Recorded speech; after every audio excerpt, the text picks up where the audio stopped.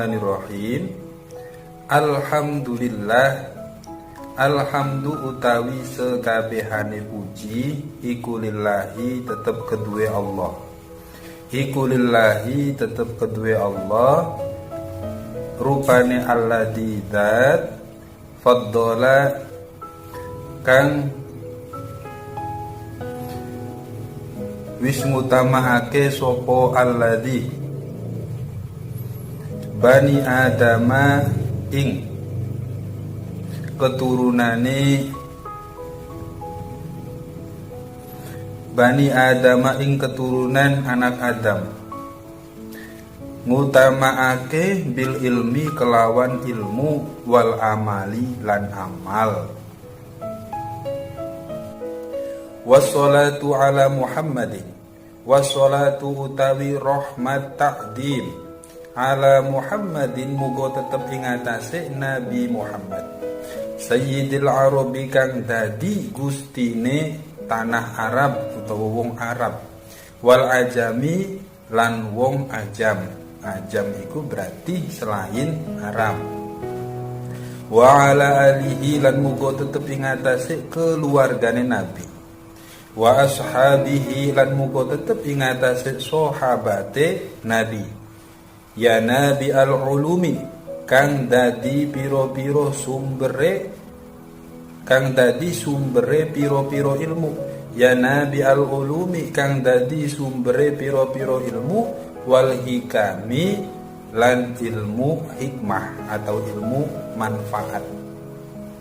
Wa ba'du ing dalem sawise maca bismillah alhamdulillah wassalatu ala Muhammad. Falamma ra'aitu moko ing dalem semangsane ningali sapa ingsun kasiron ing wong akeh mintula bil ilmi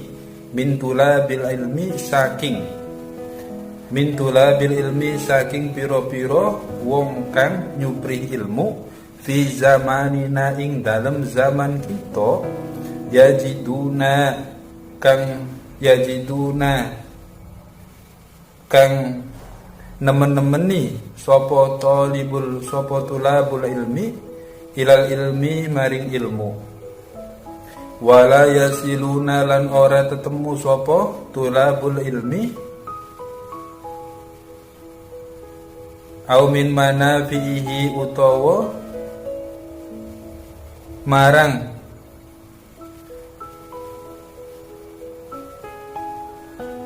au min manafihi utawa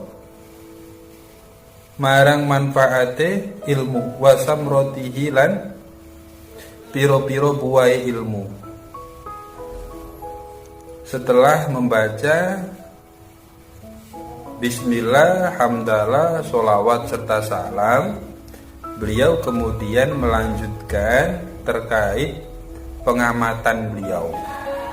Pengamatan beliau ini yang menjadi latar belakang daripada ditulisnya kitab Ta'limul Muta'allim.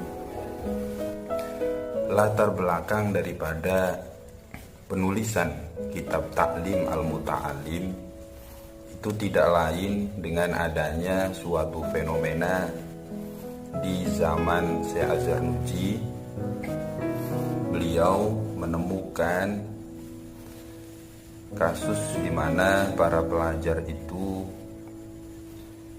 mempelajari beragam ilmu namun kemudian tidak bisa mencapai daripada tujuan umum pendidikan, yaitu mengamalkan ilmu. Jadi sebagaimana yang disampaikan oleh Profesor Dr. Zakiyah Darajat bahwa tujuan pendidikan itu terbagi dua. Jadi ada kalanya tujuan umum, ada kalanya tujuan akhir. Tujuan umum pendidikan ini memiliki batas temporer ya, memiliki batas waktu di mana tujuan itu pada akhirnya disesuaikan dengan tingkatan. Oleh karenanya untuk yang anak pendidikan untuk anak TK, pendidikan untuk anak SD dan seterusnya itu disesuaikan dengan tujuan-tujuan yang terbatas. Namun untuk tujuan akhir sebagaimana yang telah disebutkan pada kajian sebelumnya, pendidikan tujuan akhir itu seperti yang digambarkan oleh Nabi bahwa pendidikan tidak pernah berakhir, maka tujuan akhir pendidikan adalah kematian, sehingga tujuan akhirnya daripada pendidikan adalah meninggal dalam keadaan husnul khotimah, kan begitu. Nah, sekarang ini kita akan menjelaskan terkait tujuan umum pendidikan yang dimaksud oleh Syekh Az-Zarnuji, sehingga kemudian kita dapat mengetahui kenapa beliau mengatakan bahwa para pelajar di masa lalu itu ya, yang berada di zaman Syekh Az-Zarnuji dianggap telah gagal dalam mencapai tujuan belajar.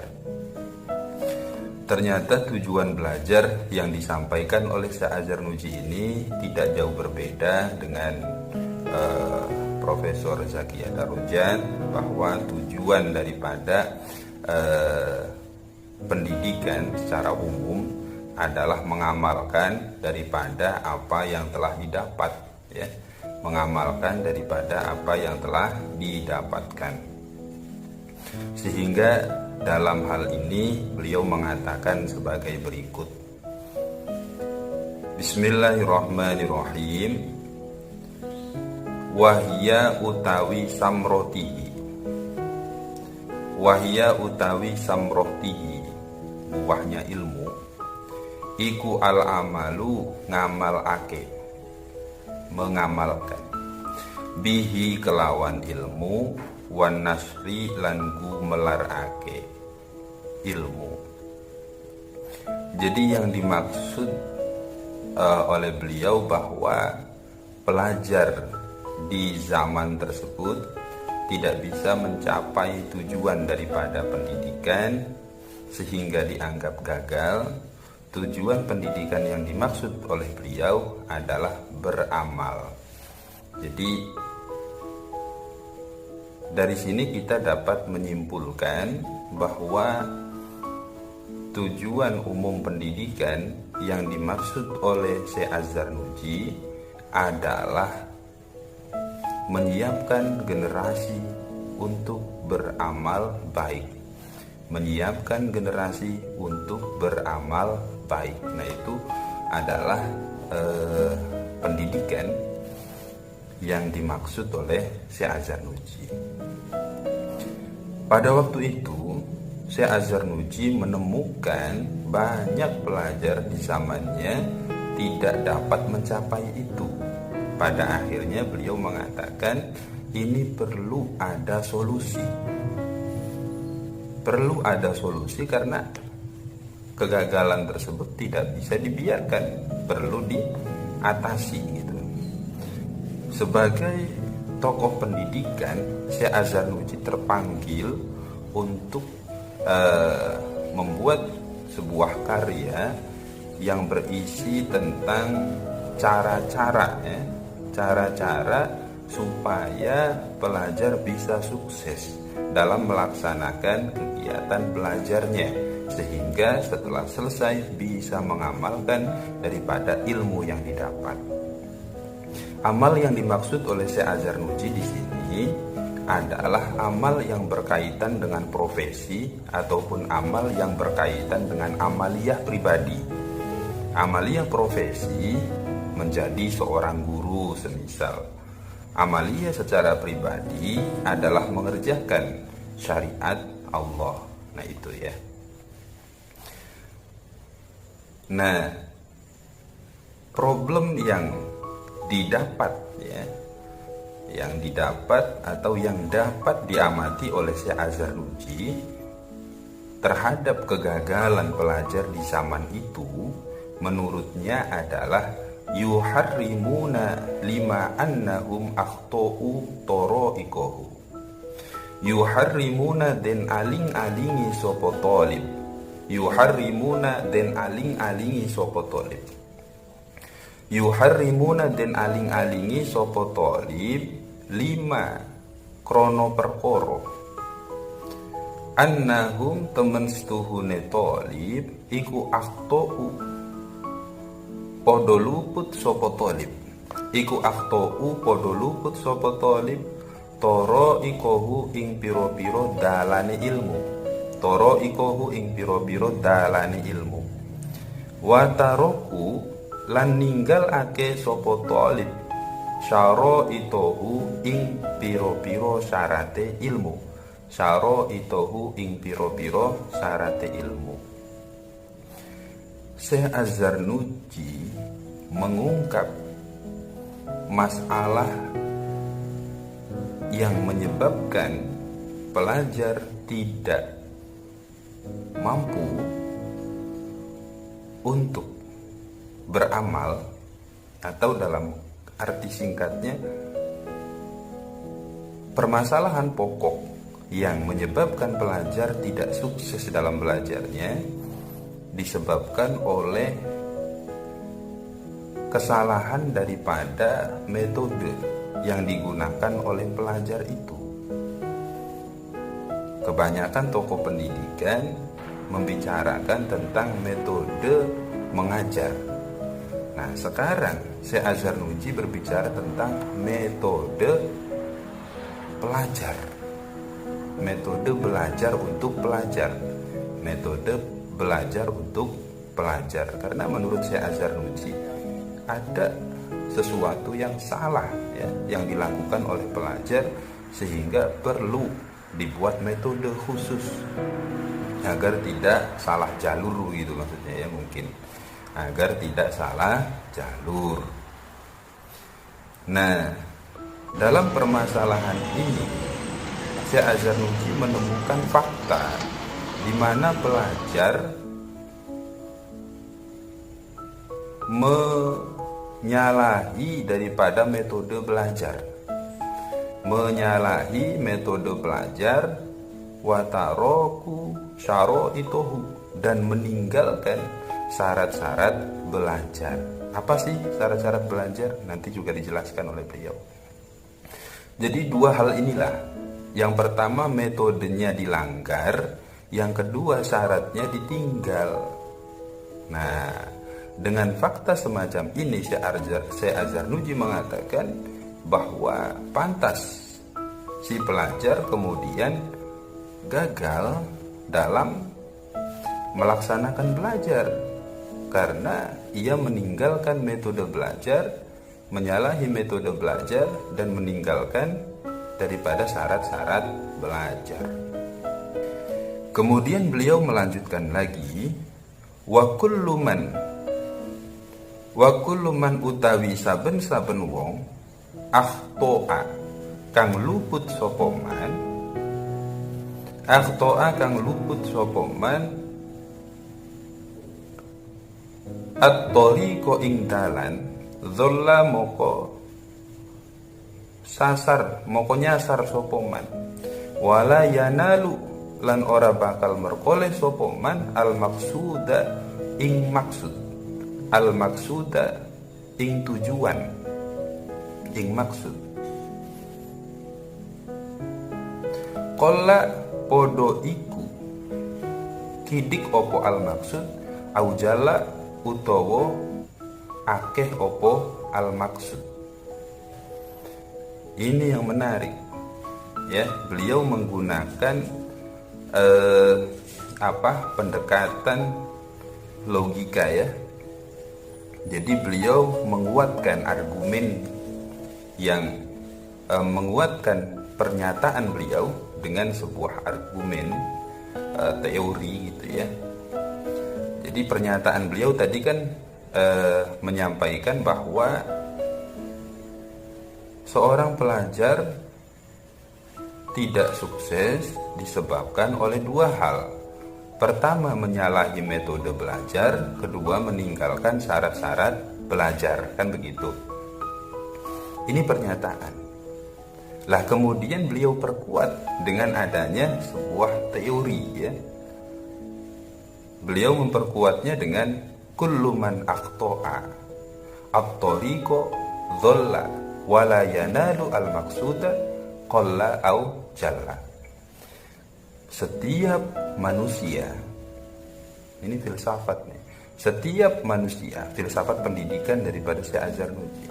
Setiap manusia yang menyalahi jalan, maka dia akan tersesat. Anda bertujuan kemanapun, kalau jalannya sudah salah, pasti akan tersesat.